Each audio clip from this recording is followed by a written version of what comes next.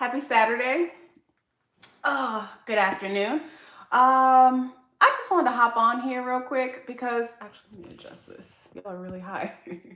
um, I want to just kind of squash the capitalist problem that it's too late if you want to that it's too late to start stuff from seed and you just need to go ahead and just buy their starts from the big box store. That is not true. Certainly, you can buy their subpar plant starts from the big box nurseries and whatever. You can do that. Or you could just buy yourself a $3 pack of seeds and start your own, which are going to be stronger, healthier. You know what's in them, on them, all that good stuff. And just, you'll have more pride, honestly, in what you're growing when you grow it from seed. It's amazing to start with starts if you have the opportunity to just, because it's a lot easier and it takes less time, obviously, to just go to the store and buy a start. But there's so much pride in starting something from seed and seeing it start like something smaller than your fingernail and then you're eating it in a few months, you know? So I wanted to hop on and share the 10 plants that I am starting. And I have a little scribbly note here. The 10 plants that I'm starting in the month of March. To hopefully encourage y'all to try some stuff. I believe it's important to be more self-reliant and grow as much of our own groceries as we can.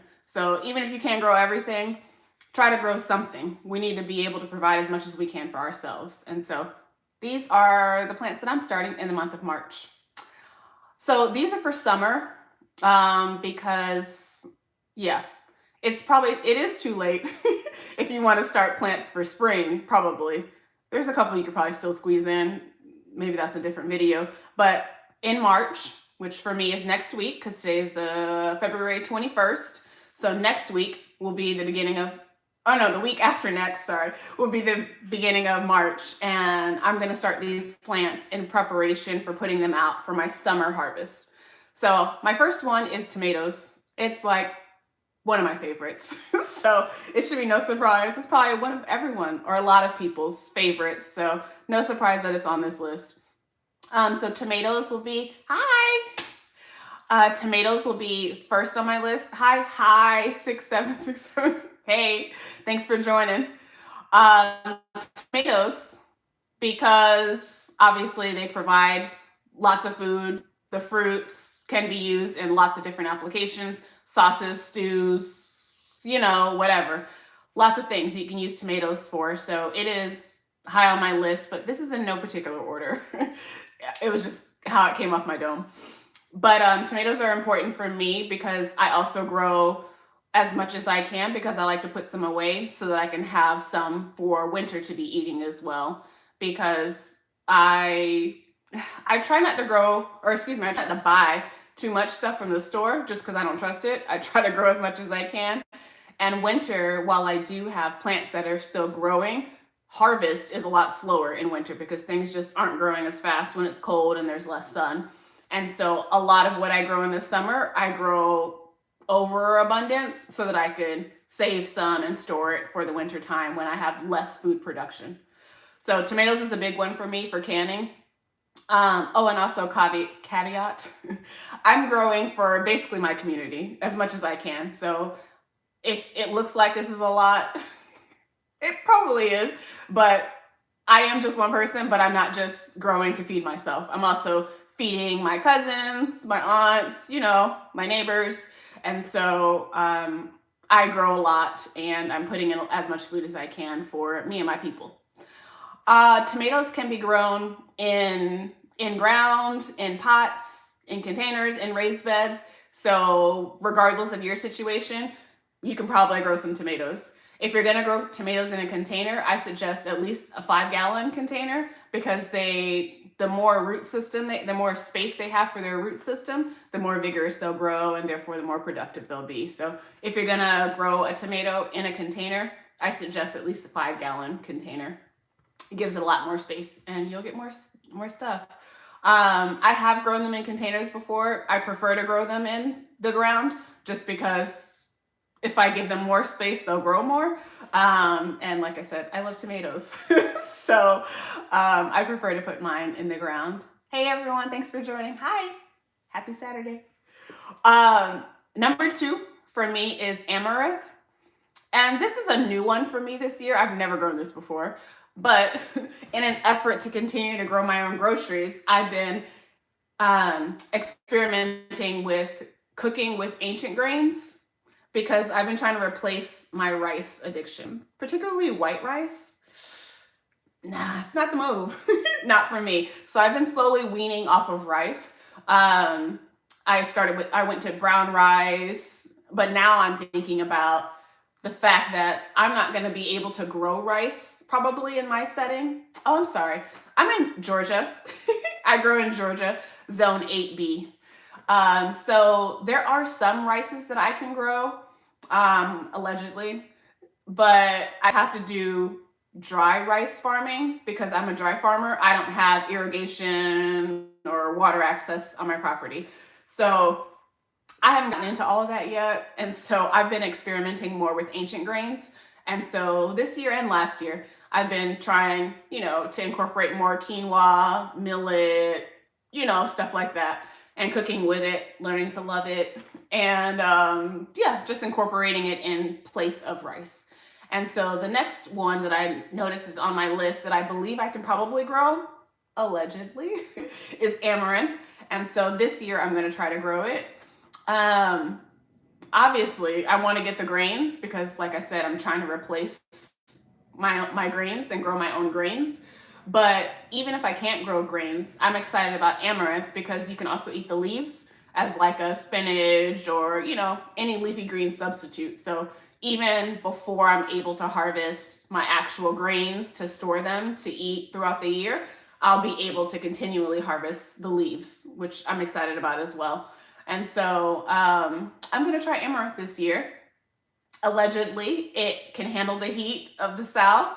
And allegedly, it likes the heat and will grow more vigorously the hotter it gets. And also, allegedly, it is drought tolerant. So for those reasons, I believe it's going to work for me in my setting. So I'm going to try it.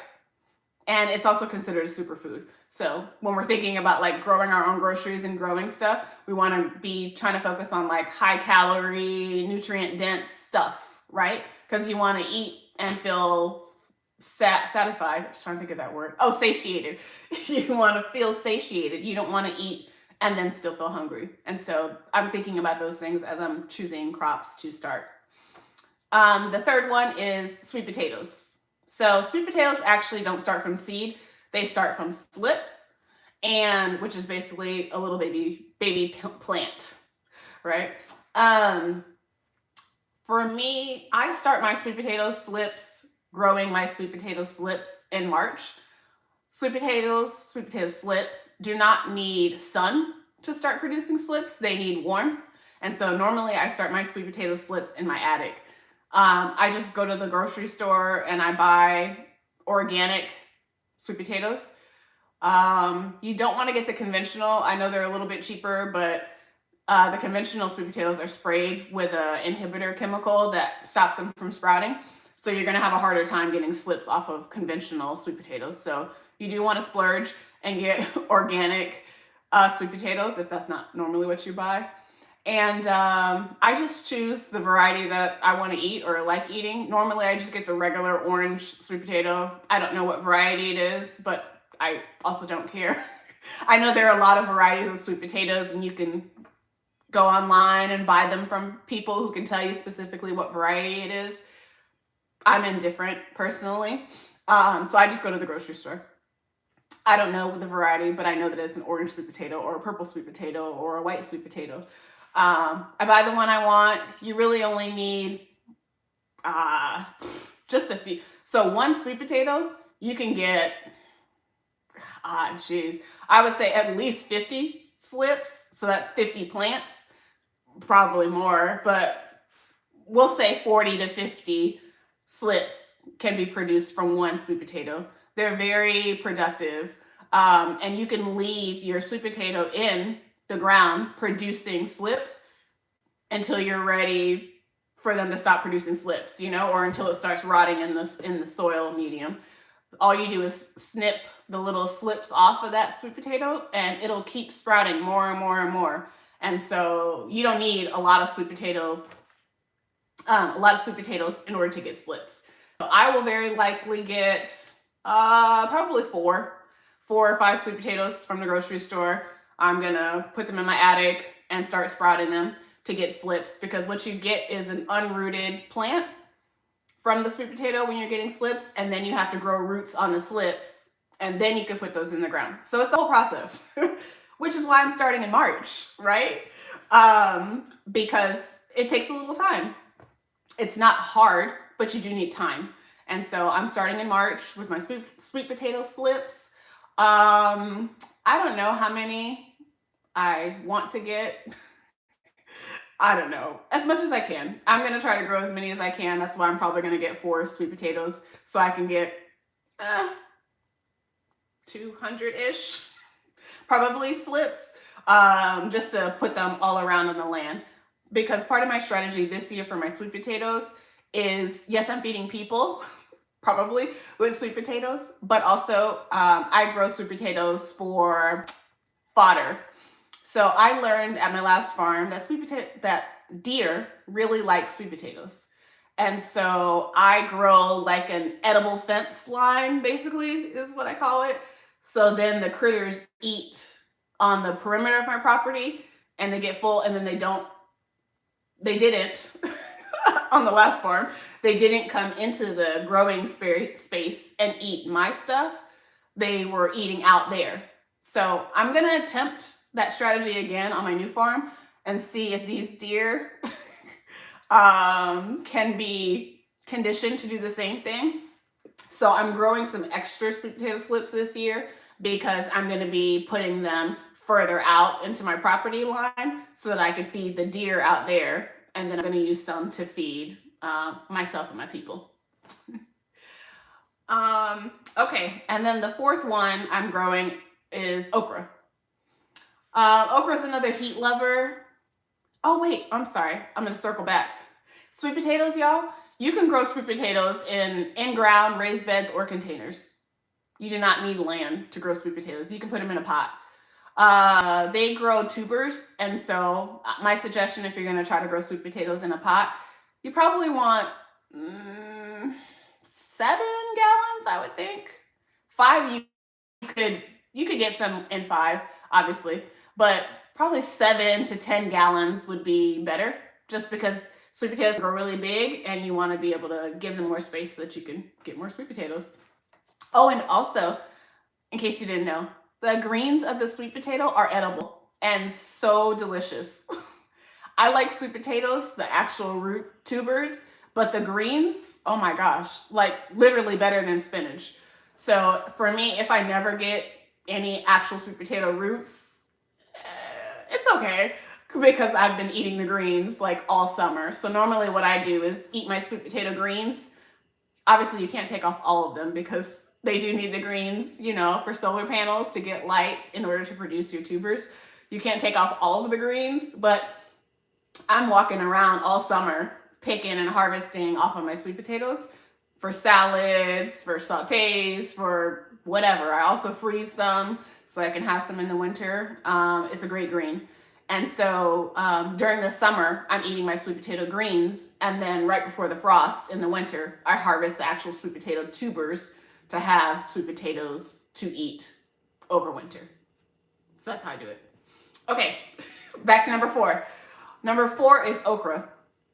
Okra is another heat lover, because again, I'm in Georgia, I'm in the south of the United States. It gets like in the hundreds, 3-digit Fahrenheit temperatures in the summer. So everything that I am preparing to grow needs to be able to handle the heat.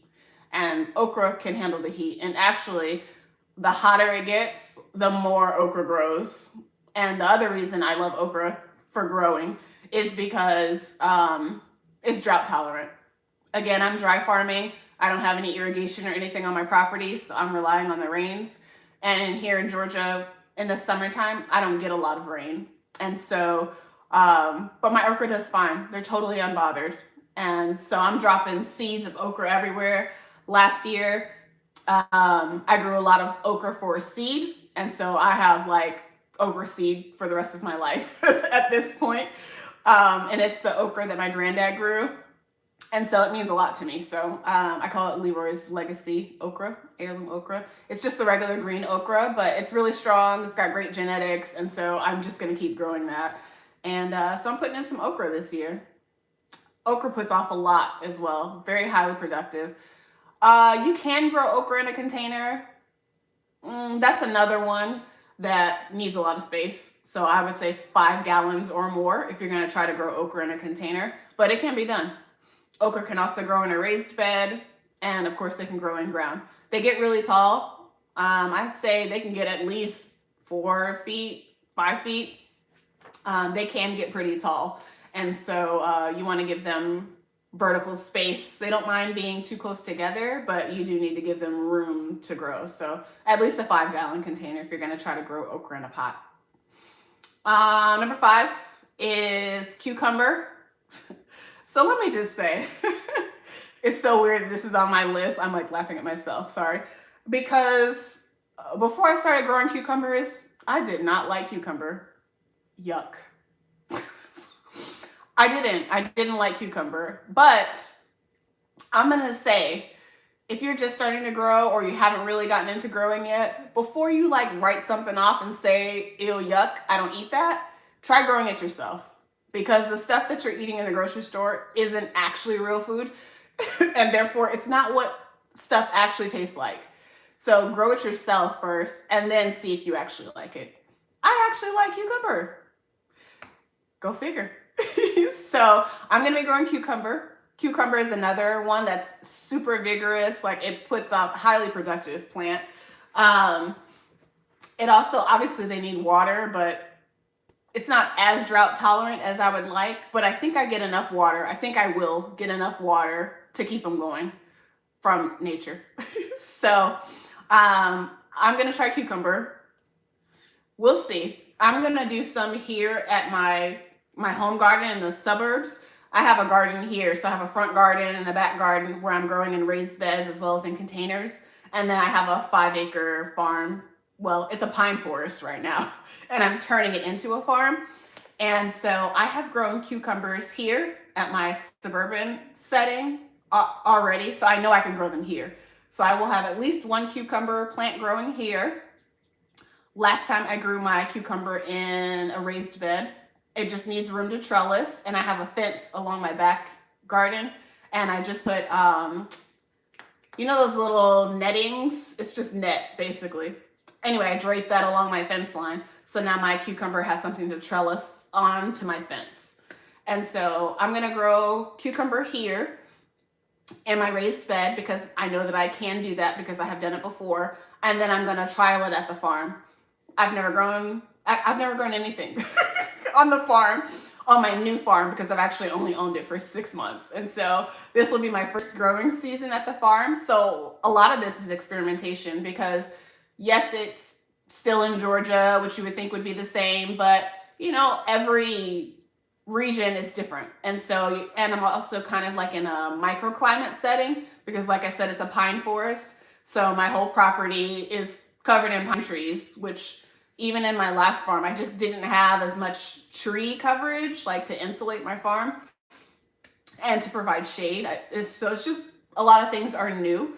And so basically the whole farm this year is going to be an experimentation as to what grows there, what it likes, you know, getting the soil conditioned and all of that. So I'm going to grow some here in a raised bed, my cucumbers, and then I'm going to experiment with some on the farm as well and see if they will grow out there as well. So cucumbers put off so many cucumber plants put off so many cucumbers. I say if you're one person or even 2 people, 2 or 3 people household, you probably only need 1 cucumber plant.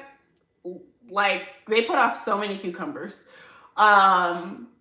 Typically I grow the Market More, which is the more common cucumber variety. You can find that in any box store, that you can find the seeds very easily from Market More cucumber.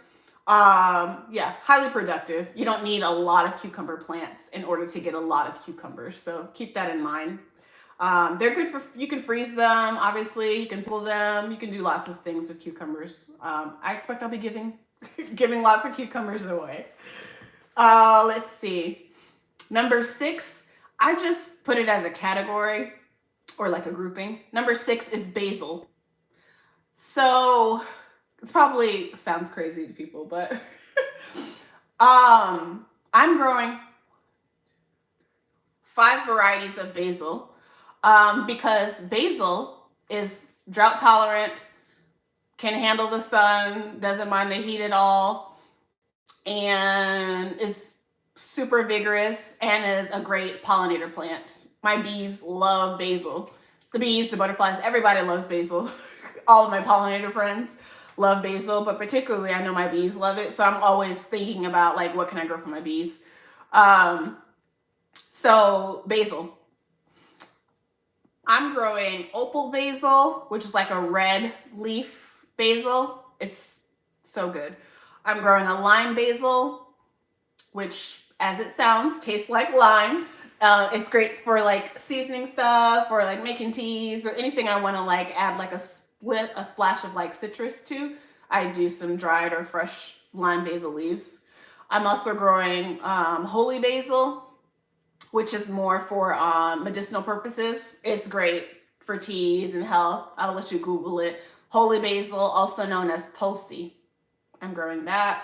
I'm gonna grow Italian basil, which is the regular large leaf Italian, the green stuff that you usually see like at the grocery store. I'm gonna grow that one.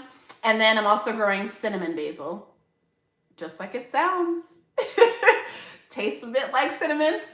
And I grow all of these in a larger quantity is my plan because I like to dry them. I dry them, grind them, and then store them. Because again, I can use it all throughout the year, especially in the wintertime. I can use them for seasoning stuff. I can use them for baking. I can use it for teas. It has lots of different purposes. And like I said, it can handle the heat. Most importantly for me, it gets so hot. Like I have to be really particular about the stuff I plant because not everything can handle this Georgia heat. But basil is tough. It can handle it. Basil can be grown in ground, in pots, or in raised beds. And so in any setting, you can grow a basil plant. What's the other thing I was going to say about basil? I had a thought. It just escaped me. Okay, I'll circle back if it comes back. Number 7 is eggplant. I'm growing the Black Beauty variety of eggplant. That's the most common one. So again, you'll find those seeds in the big box store. Eggplant, for me, eggplant usually produces up until like the first frost. And so I'll have eggplant producing until probably November, mid-November, early November. And so I started in March indoors because it does need warm temps. And then I'll put it out and let it get going. I know not everyone loves eggplant, but I love eggplant. You can use it for so many things. Parmesans, you can roast it, you can like, that was another one I didn't know I liked until I grew it. So good. I leave the skin on and everything. I love eggplant. Just try it. That's all I'll say. Try it. It's so good. So I'm hopeful that my eggplant produces this year. Last year it didn't do so good, but a lot of things were off last year with my farm move. It was just a challenge. But this year, I believe is going to be my year. I'm going to get eggplants going. You can grow eggplants in containers, raised beds, or in ground. If you're going to grow it in a container, I suggest at least 5 gallons. It gets really big. Like my last eggplant was, I don't know, at least 3 feet. I'm trying to think of measurements. It was at least 3 feet tall, and I grew it in a raised bed. They get really big. Or they can get really big, and so you want to give it as much space as possible. But you can grow eggplant in a container, and they can fruit. And if you are uncertain or you have less space, you could also do like the Asian varieties, which are smaller or longer, and so therefore they don't need as much space or don't grow as big, and so you don't need as big of a container. So that might be an option to try if you don't have as much space. Number 8 I group this. It's gourds. So I'm growing 3 gourds this year.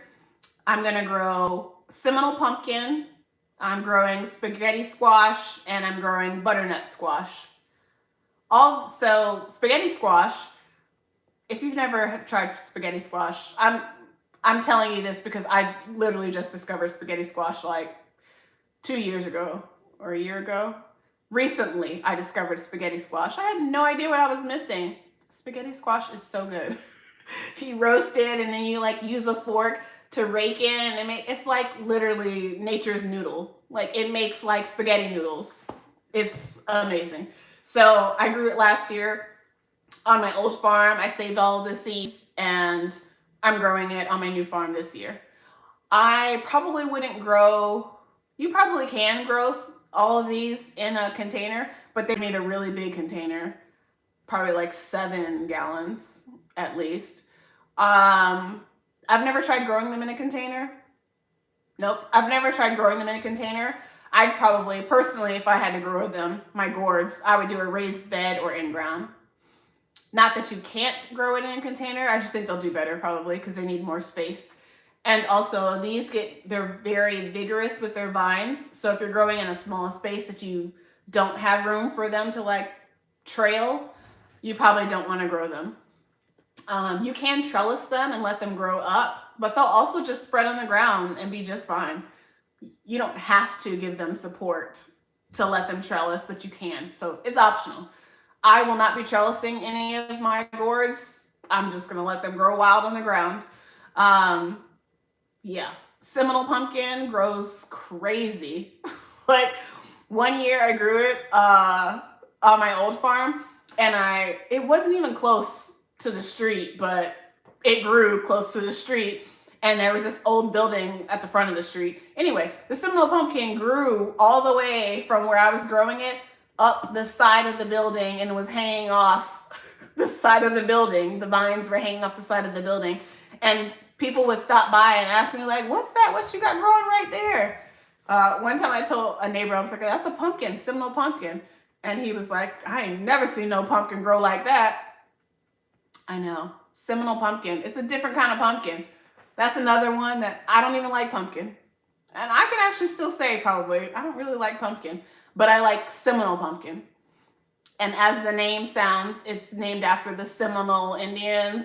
It derived in like the southeast region, Florida area from the Seminole Indians, and it's an heirloom that has continued. It's so strong, it can strangle out any grass. It don't matter what's around it. Seminole pumpkin is gonna grow. And so you can get, I think the most I've ever gotten,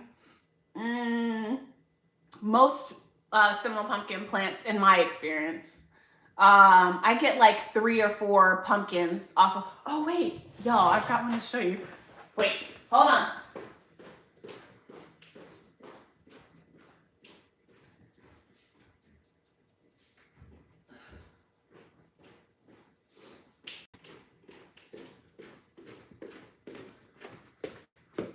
Look at this.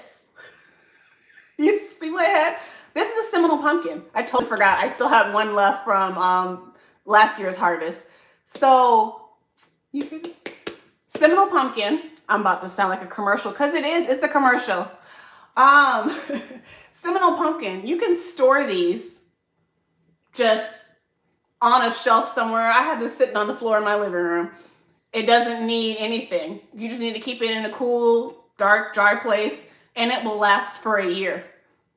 Or probably more, but I've only kept it for a year. These things, it's so heavy. I wish you could. It's so heavy, but they all, like, this is a small Seminole pumpkin. Normally they get bigger than this. So I can get like multiple meals out of one pumpkin, and each plant produces at least 3 pumpkins off of one plant, but a lot of times you'll get like 6 pumpkins off of one plant. I would not grow this in a container. It's just too big, too wild to be contained. So I would only do this in a raised bed or in ground.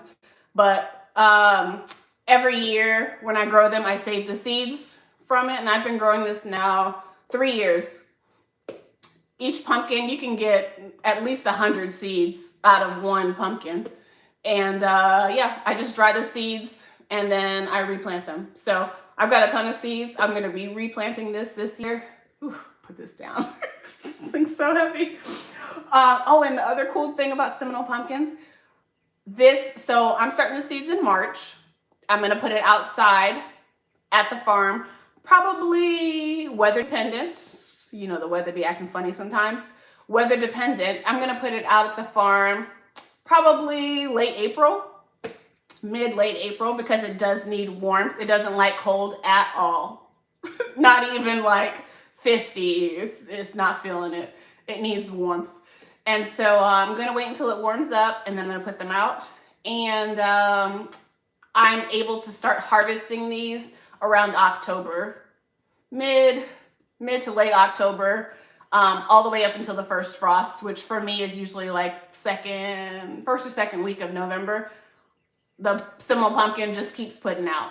And the good thing about it is you can cut your Seminole pumpkin off the vine before it's ripe. Like when I took this off, this whole pumpkin was green, and it continues to ripen as it's sitting wherever you put it. It continues to ripen off of the vine. So you don't even have to wait for it to ripen on the vine. So like right before my last frost, I go through the whole farm, all the agro rows, and just cut off all my pumpkins before the frost, even if they're green.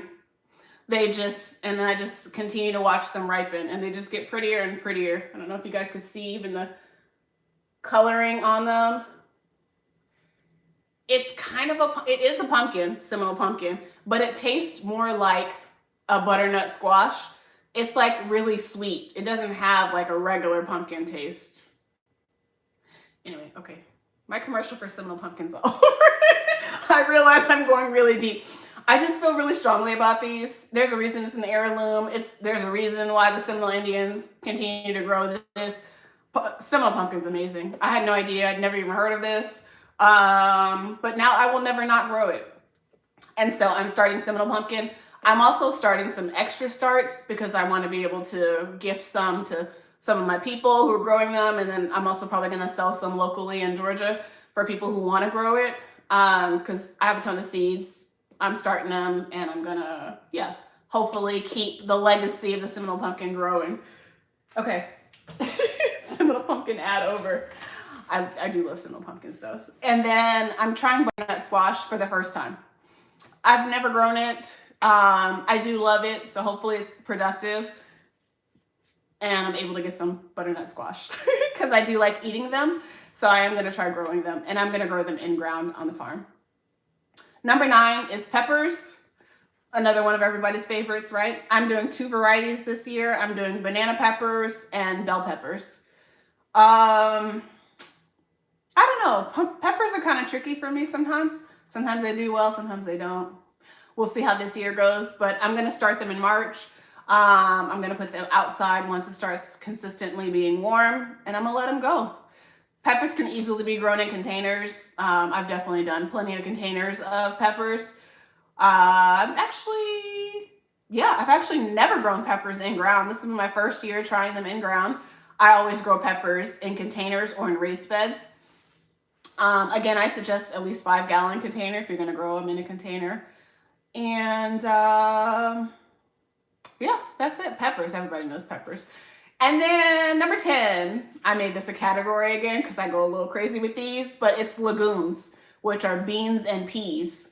I'm growing field peas, jack beans, Chinese yard-long beans, and pigeon pea this year. So 1, 2, 3, 4 varieties. Field peas, I'm growing black-eyed peas and purple hull peas. I love those. My family loves those. My aunts love them. They're in their 80s and 90s, and it just always reminds them of their childhood. So I grow them because it's kind of like nostalgic in this region. Everybody loves field peas. And so I'm growing field peas. The other thing about legumes, beans and peas, is that they're great nitrogen fixers. And like I said, my farm is new, so it's important to me to build up my soil. So I'm growing a lot of things that are nitrogen fixing so that they can help to improve my soil. Field peas will do that. So I'm planning to grow my field peas like underneath my tomatoes, kind of with and underneath my tomatoes, so that they'll be feeding my tomatoes as well as producing peas for me. Growing jack beans. This will be my first time growing them on the farm. I feel like I don't need to say that because it's a new farm. It's my first time growing everything on the farm. But it's also my first time growing it in ground, because last year when I grew jack bean, I grew it in a raised bed. It needs more space than that. I would not suggest growing it in a container or in a raised bed. It grows, but it wants more space, you know? It just wants to grow wild. So I think it's gonna do great in ground. I'm growing jack beans specifically, not for the beans, but for the chop and drop. It's a very vigorous grower. It doesn't mind the heat. So I'm planning to just keep chopping it down and building my soil. Basically, that's why I'm growing the jack bean. Chinese yard long beans. That's one that I grow here in my suburban setting, because it'll grow just fine in my pots or in my raised bed, and I can have it trellising on my little fence line back here. And it's highly productive, and so I can just harvest some pods regularly. And then the last one is pigeon pea. Pigeon pea is actually a tree. Puerto Rico gandules. So I'm growing those mostly for nitrogen fixing, for chop and drop. Not as much for the peas. I mean, I enjoy peas. I will be eating them. But because it's my first year on the farm, my first season growing on the farm, I'm really, really focused on building up my soil and my soil health. The land was just a pine forest, so it's literally, it's not like dead soil, but it's really acidic, and it just hasn't grown anything except pine trees. And so I really need to diversify my soil microbiome, and so I'm just focused on chop and drop and building my soil basically this season.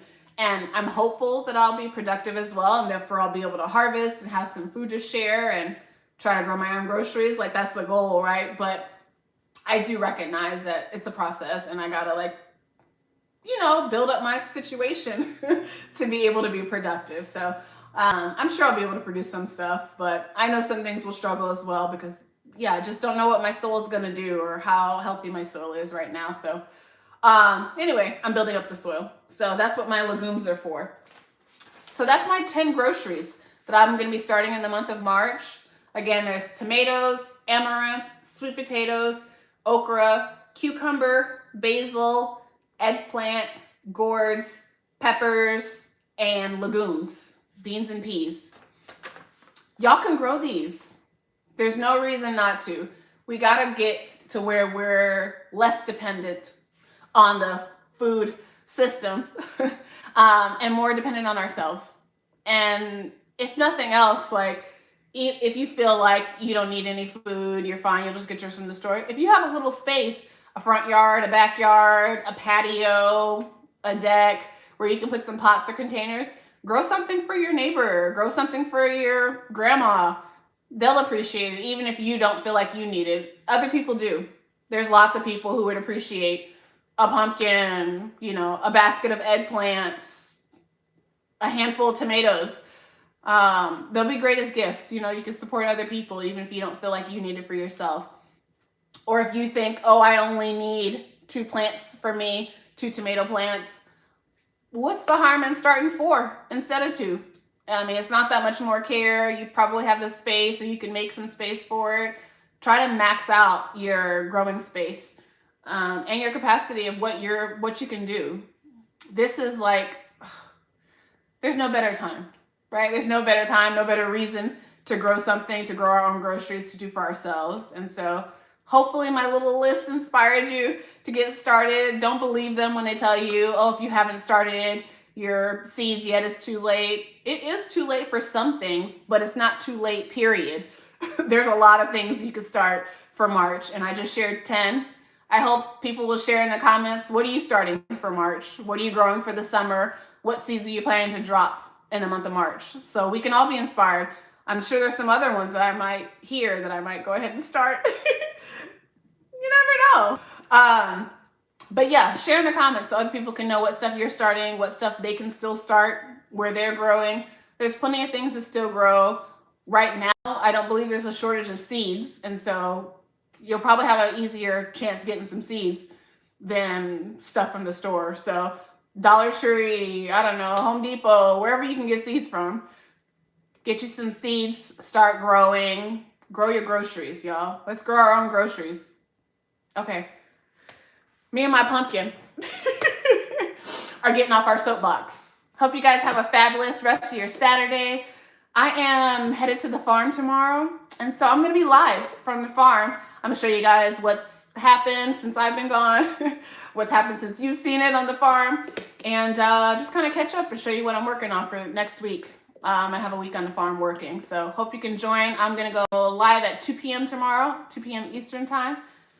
Same place, same time? Oh, not the same place, but same place here in this little corner of the internet on YouTube. Well, I'll be here tomorrow at 2 p.m.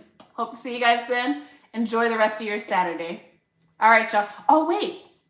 And I do want to remind you, my little closer, that I don't want people to forget.